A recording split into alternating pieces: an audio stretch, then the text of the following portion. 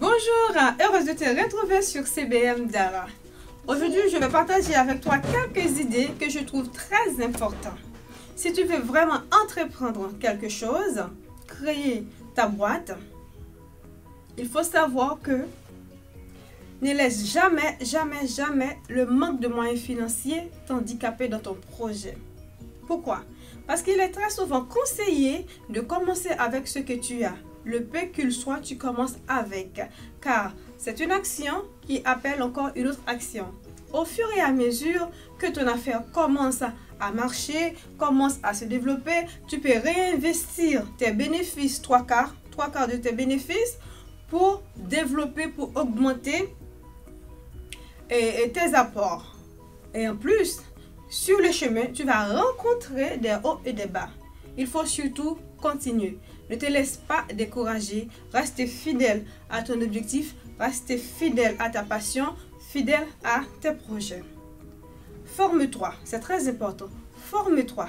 Va voir les personnes qui ont déjà créé dans le domaine où toi tu veux créer ton entreprise. D'accord? Demandez-leur conseil. Parfois, allez même en tant que client, voir comment ils vont t'accueillir, comment ils font leur décoration. Et ça peut t'apporter des idées pour pouvoir améliorer ton entreprise à toi. Aussi, l'erreur à ne surtout pas faire au début, mais beaucoup de personnes tombent dedans, c'est de prendre un crédit pour commencer. Pourquoi? Moi, je ne conseille pas. Pourquoi? Parce que quand tu prends un crédit pour commencer quelque chose, si tu échoues, ça va être beaucoup plus difficile pour toi à te relever.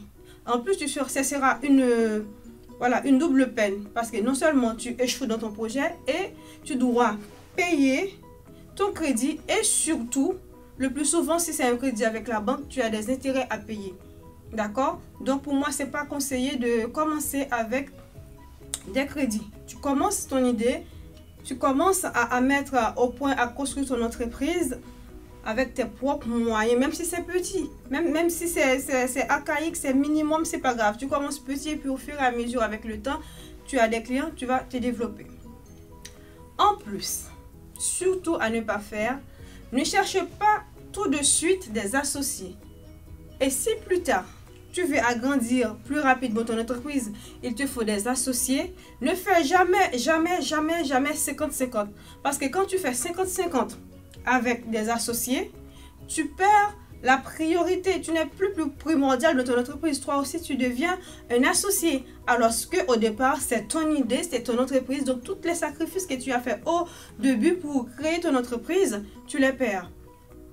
D'accord? Donc, s'il faut vraiment des associés, reste au moins 90-95% actif de ton entreprise et les 20%, les 10%, tu peux prendre des associés. Comme ça, tu as toujours le contrôle, tu as toujours la majorité de ton entreprise. Parce que malheureusement, les gens qui pensent 50-50, le plus souvent avec le temps, ils vont finir par être mis à l'écart de leur propre entreprise. Ce sera dommage.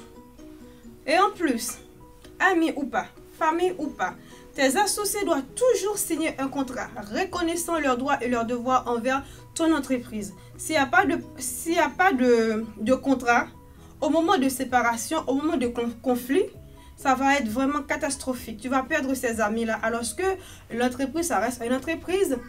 Tu ne peux pas être d'accord sur ce point avec quelqu'un, mais au contraire, l'amitié, ça continue. Mais s'il n'y a pas une limitation entre amis, famille et entreprise, s'il n'y a pas des règles, un contrat qui signe, voilà, je tente d'actions dans ton entreprise, mais quand il y aura un problème, des difficultés, la séparation, ça va être catastrophique pour les deux cas.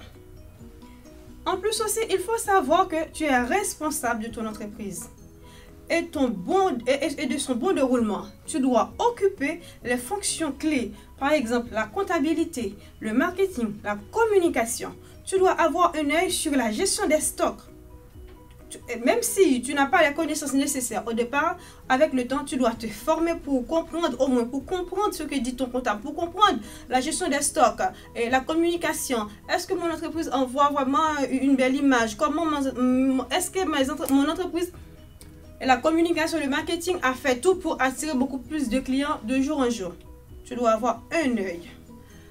Aussi, Il faut travailler quotidiennement pour améliorer l'image de ton entreprise. Parce que c'est l'image de ton entreprise qui va attirer des clients. C'est l'image de ton entreprise qui va être axée sur la confiance, la fiabilité des gens.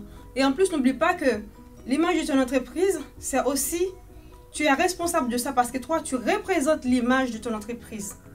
Donc, avoir un caractère fiable, être honnête, une personne de confiance, une personne responsable, disciplinée, c'est vraiment très important pour toi afin de développer, d'améliorer, en plus de multiplier, de franchiser ton entreprise. Et aussi, il faut se dire dans ta tête qu'il ne tente rien n'a rien. Il faut foncer et ne regarder plus en arrière. C'est vrai, tu vas rencontrer des difficultés. C'est vrai, ce n'est pas facile. Il y aura toujours des difficultés. Il y aura beaucoup d'excuses. Ah, je suis étudiant pour l'instant. Je suis mère de famille. J'ai des enfants. Je ne peux pas ou je ne travaille pas. Mais n'oublie pas, avec les moyens que tu as actuellement, tu peux commencer à faire quelque chose, petit qu'il soit. Tu peux essayer, toujours essayer, et puis sur l'état tu vas apprendre, d'accord? Succès, je vous dis merci beaucoup et à très bientôt sur CBM Dallas. Surtout n'oublie pas, action, action, action, action. Abonnez, partagez, likez pour plus de vidéos. Et merci beaucoup de m'avoir écouté pour tous vos encouragements.